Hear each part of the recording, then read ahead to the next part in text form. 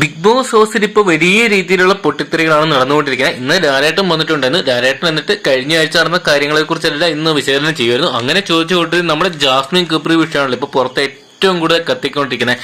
ആ ഒരു വിഷയത്തെക്കുറിച്ച് ആ ഒരു ടോപ്പിക് എടുത്ത് ഇട്ടപ്പോൾ തന്നെ ബിഗ് ബോസ് ഹൗസിൽ എല്ലാവരും നമ്മുടെ ജാസ്മിനും ഗബ്രിക്കെതിരെ തിരിയുന്ന ഒരു കാഴ്ചയായിട്ട് കാണാൻ സാധിക്കും. എന്തൊക്കെയാണ് നമ്മുടെ അൻസിബ ആണെങ്കിൽ ഈ ഒരു കാര്യത്തെക്കുറിച്ച് ചോദിച്ചു പറയുന്നത്, നമ്മളിപ്പോൾ ഇവിടെ ഈ ബിഗ് ബോസ് എന്ന് പറയുന്ന ഒരു പബ്ലിക് പ്ലാറ്റ്ഫോമാണ്, പ്രേക്ഷകർ ഇത് കണ്ടുകൊണ്ടിരിക്കുന്നത്. എന്നാൽ ഇതിനകത്ത് ഇങ്ങനെ ഇരിക്കുമ്പോൾ അവർ മിനിമം കീപ്പ് ചെയ്യേണ്ട കുറച്ച് മര്യാദകളുണ്ട്, അതുപോലും ഇല്ലാതെയാണ് ഇവർ രണ്ടുപേരും ഈ ഒരു ഷോയ്ക്കകത്ത് പെരുമാറുന്നതെന്ന് പറയുമ്പോൾ അർജുൻ പറയുന്നുണ്ട്, എനിക്ക് തോന്നുന്നു ഇവർ വന്നിരിക്കുന്നത് ഇവിടെ എന്തോ റിസോർട്ടിൽ എന്തോ എൻജോയ് ചെയ്യാൻ വേണ്ടി അടിച്ചു പൊളിക്കാൻ വേണ്ടി മാത്രം, അല്ലാതെ ഗെയിം കളിക്കണമെന്നോ അല്ലെങ്കിൽ അവർക്ക് ഈ ഒരു ബിഗ് ബോസിനകത്ത് വിൻ ചെയ്യണമെന്നുള്ള യാതൊരു സ്ട്രാറ്റജി ഇല്ലാതെയാണ് ഇവർ വന്നിരിക്കുന്നത് പറയുകയാണ്. ഈ ഒരു സമയത്ത് അസീറോക്കിയോട് ചോദിക്കുമ്പോൾ അസീറോക്കി ഇത് തന്നെയാട്ടോ പറയുന്നത്, ഇവരെ കുറിച്ച് നോക്കിയാൽ ഇവർ ഭയങ്കര ബ്രില്യൻ്റ് ആണ്, ഇവരിപ്പോൾ കളിക്കുന്ന ഒരു ടീം പ്ലേ ആണ്.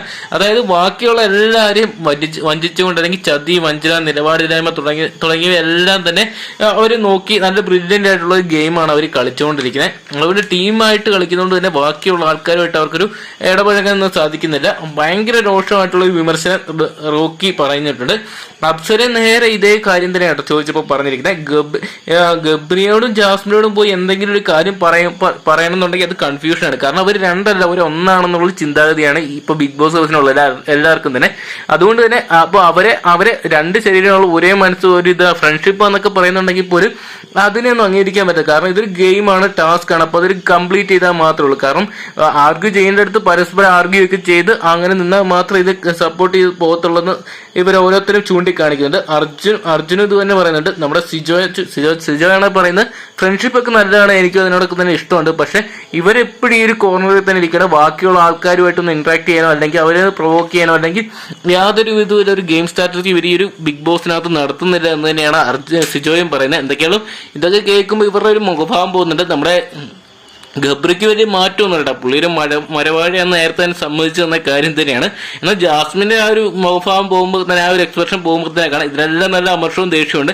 എന്തൊക്കെയാണല്ലോ ഇനി അടുത്ത ആഴ്ച വലിയ രീതിയിലുള്ള പൊട്ടിത്തെറി ഇതിന്റെ ബാക്കിയായിട്ട് കാണാൻ സാധ്യതയുണ്ട്. കാരണം ഇതെല്ലാം മനസ്സിൽ വെച്ചായിരിക്കും ഇനി ജാസ്മിനെയും ഗബ്രി അടുത്ത ആഴ്ച ഗെയിം കളിക്കുന്നത്. ഗബ്രിനെ കൂട്ടണ്ട, ജാസ്മിൻ എന്താണ് ഇതിന് നല്ല തക്കതായിട്ടുള്ള മറുപടി ഒരവസരം കിട്ടുമ്പോൾ പറയുന്നതായിരിക്കും. എന്തൊക്കെയാണ് ഈ ഒരു അവസരങ്ങളെല്ലാം തന്നെ അല്ലെങ്കിൽ ഈ ഒരു കാര്യങ്ങളെക്കുറിച്ചെല്ലാം തന്നെ നമ്മുടെ ലാലേട്ടനാണെങ്കിൽ ജാസ്മിനോടും ഗബ്രിയോടും ഇന്ന് ചോദിക്കും. അങ്ങനെയാണ് പ്രമേയം അവസാനിച്ചിരിക്കുക. എന്തൊക്കെയാണ് ഇവർക്ക് പറയാനുള്ളത് എന്താണെന്നും കൂടെ നമുക്ക് കേൾക്കാം. എന്തെങ്കിലും ഒരു ന്യായീകരണം പറഞ്ഞ് നമ്മുടെ ഗബ്രി ഈ ഒരു പ്രശ്നത്തിൽ നിന്ന് ഒഴിഞ്ഞു മാറും നമുക്ക് 100% ഉറപ്പാണ്. എന്തൊക്കെയാണെങ്കിലും കണ്ടു തന്നെ അറിയണം എന്തായിരിക്കും ലാലേട്ടന് ഇവർക്ക് കൊടുക്കാൻ പോകുന്ന പണിഷ്മെന്റ് എന്നൊക്കെ.